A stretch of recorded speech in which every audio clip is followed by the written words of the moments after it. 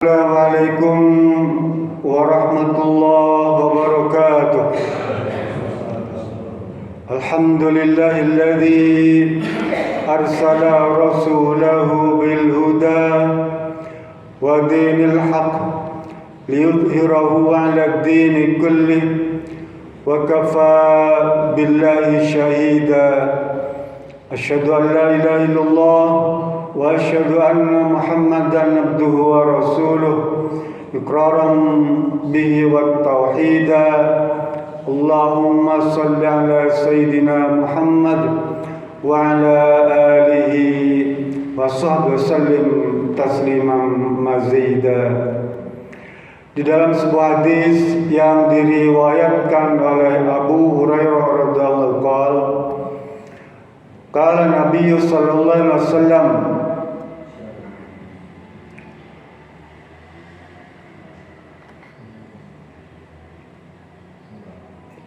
idza ibnu Adam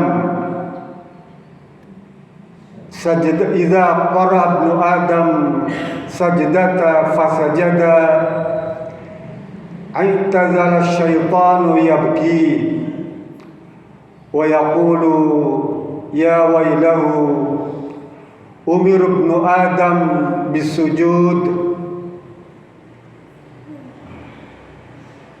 fasajada falahul jannah wa umirtu bisujud fa abaitu waliyan nar atau kama qala. Hadis sahih riwayat Imam Muslim. Kata Rasulullah SAW, jika seseorang, maksudnya umat Islam atau orang yang beriman, membaca ayat As-Sajadah, di Quran ada nama ayat-ayat As-Sajadah, nanti akan rinci. Kemudian dia bersujud, maka kata Rasulullah, setan-setan pada berlarian untuk menghindari kita yang bersujud tuh, dan sambil menangis. Setan berlari dari diri kita sambil menangis. Mananya begitu takutnya setan, begitu merasakan kesedihan yang hebat, kesedihan yang luar biasa, sehingga dia lari dan menangis, dan menangis tuh. Kemudian dia berkata, setan-setan tadi, hamba Allah ini ketika diperintahkan untuk bersujud, dia bersujud, maka dia berhak untuk mendapatkan surga. Sementara aku, kata setan, disuruh untuk bersujud, saya menolak, sehingga bagiku adalah neraka. Hadirin rahmatullah subhanahu wa ta'ala, ayat As-Sajadah di Quran itu ada sekitar 15 14 surat, dari mulai A'raf ke atas tuh. Al-A'raf, An-Nahl, An-Naml, As-Sad, Sajadah, Al-Fusilat, kemudian An-Najm, Insyiqaq, yang terakhir itu surat Al-Alaq ada 14. Nah, kalau kita baca surat itu, kita disunahkan, disuruh oleh Rasulullah SAW untuk melakukan sujud tilawah. Nanti Bapak buka di Quran tuh, ada tanda ayat-ayat As-Sajadah tuh. Biasanya tandanya itu mihrab, mimbar, atau gambar masjid, di ujung ayat itu. Atau di sebelah kanan atau kiri lembaran itu ditulis As-Sajadah. Lah, kalau kita baca itu, maka kita disunahkan untuk sujud tilawah, baik pada waktu sholat maupun pada waktu di luar sholat. Apa hikmahnya? Banyak, Pak. Nah, ini ada amalan sunnah yang banyak orang meninggalkannya. Kalau kita mempraktikkan sunnah di saat orang lain meninggalkannya, itu luar biasa, Pak. Kata Amr bin Auf, man ahya sunnatan bis sunnati, ya, Barang siapa hidupkan sunnahku, tuh, maka dia akan mendapatkan kebaikan berupa maya fil jannah. Dia akan bersamaku di surga. Gimana enggak enak, Pak? Kita yang suka menghidupkan hidup sunnah nih, nanti di hari itu kita bersanding dengan Rasulullah SAW. Orang yang selama ini kata Allah Subhanahu wa taala di surat Al-Ahzab ayat 21 itu apa? Nabi Muhammad ini ada suri tauladan yang kita disuruh untuk selalu menteladaninya, baik ucapannya, perilakunya, ataupun penetapan takririyah itu, ya. Kita disuruh, Pak. Nah sekarang orang menganggap sunnah, itu sujud tilawah itu wajib apa sunnah ya? Sunnah. Sebagian ulama menyebutkan sunnah muakkad, sunnah muakkad. Kalau sunnah berarti boleh ditinggalkan dong, ya. Boleh nggak dikerjakan. Kan sunnah itu hukumnya dikerjakan berpahala, tidak dikerjakan tidak berdosa. Kalau hukumnya sunnah berarti kita boleh tinggalkan dong. Padahal dulu para sahabat nggak pernah berpikir seperti itu. Para sahabat dulu setiap perintah baik itu wajib maupun sunnah dia nggak pernah tanya, ya. Laksanakan. Kenapa? Karena di sana letak kebaikan yang Allah berikan. Nah, nih di saat kita memperingati perayaan hari kelahiran Nabi Muhammad SAW, ya, itu jauh lebih baik kalau kita bisa mempraktikkan sunnah-sunnah yang banyak orang meninggalkannya.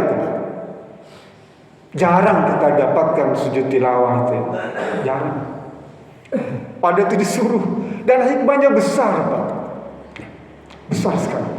Kata Ibnu Qayyim, semakin banyak orang meninggalkan amalan itu dan kita mempraktikkannya, semakin besar kebaikan, keutamaan yang Allah berikan. Ada dua keutamaan yang Allah berikan kepada orang yang mempraktikkan sujud tilawah. Yang pertama, keutamaan mempraktikkan sujud tilawah itu sendiri. Yang kedua, mempraktikkan sunnah-sunnah yang banyak ditinggalkan. Caranya gampang. Begitu dengar ayat sajadah, langsung sujud tilawah. Kalau misalnya nggak hafal bacaan-bacaan yang seperti diuraikan Siti Aisyah, sajada wajhiha lilladzi khalaqahu wa sawwarahu wa syaqqa sam'ahu wa basarahu bihauli wa quwwatihi. Kalau itu nggak hafal,